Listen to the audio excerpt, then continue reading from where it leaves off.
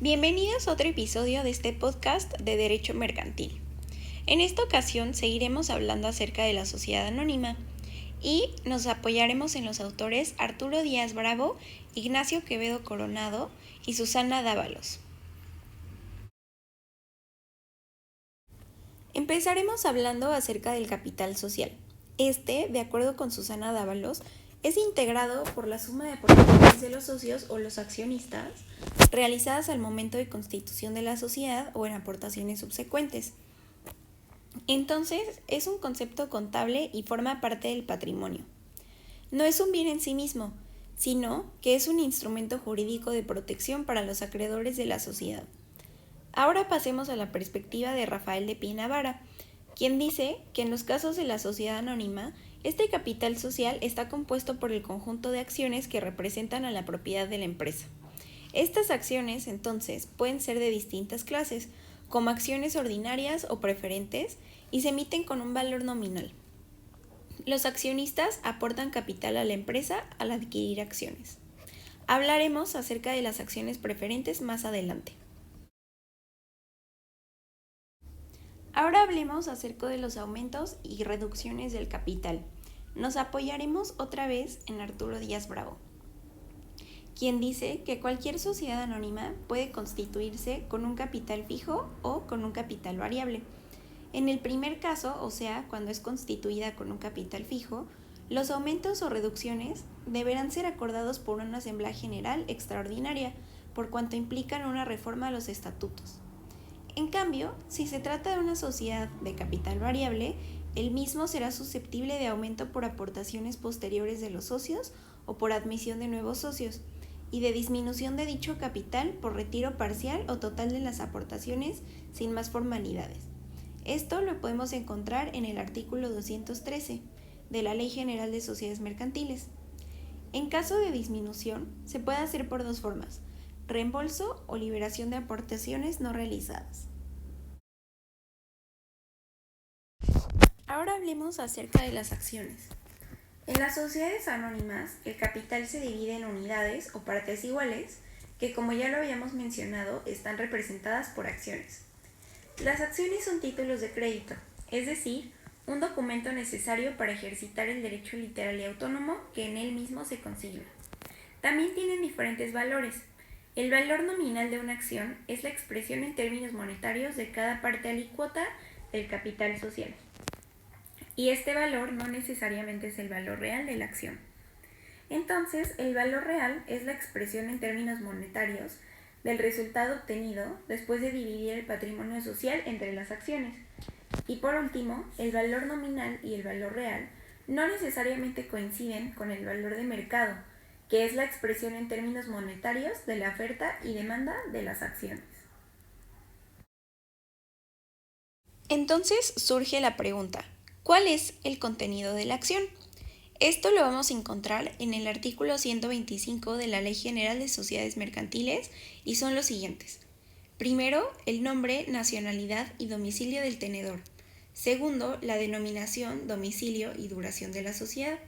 Tercero, la fecha de constitución de la sociedad y los datos de su inscripción en el Registro Público de Comercio.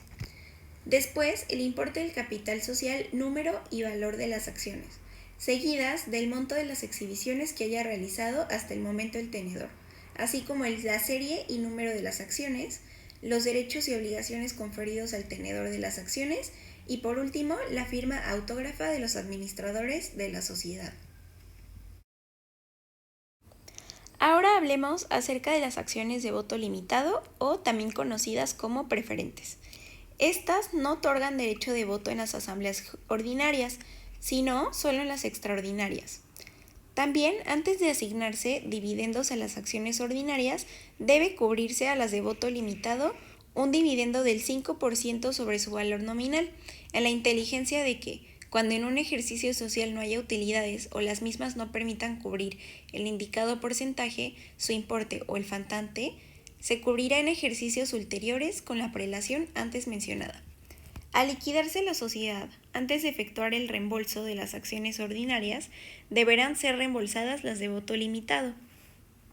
También podrá estipularse que a las acciones de voto limitado se les asigne un dividendo superior al de las acciones ordinarias. Y por último, los tenedores de estas acciones tendrán derecho a oponerse a las decisiones de las asambleas y a revisar el balance y los libros de la sociedad. Esto lo podemos encontrar en el artículo 113 de la Ley General de Sociedades Mercantiles. Ahora hablaremos acerca de las operaciones sobre acciones. Todo esto está recabado del libro Derecho Mercantil de Arturo Díaz Bravo. En primer lugar encontramos la prenda, la cual es una operación en la que se utiliza una acción como garantía para el cumplimiento de una obligación. En caso de incumplimiento, el acreedor puede hacer efectiva la garantía y tomar posesión de la acción para cobrarse con su valor.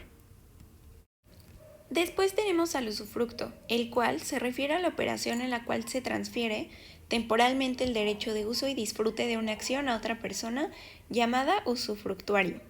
El usufructuario tiene el derecho de recibir los beneficios económicos generados por la acción, como el dividendo, pero no puede venderla o transferir su propiedad.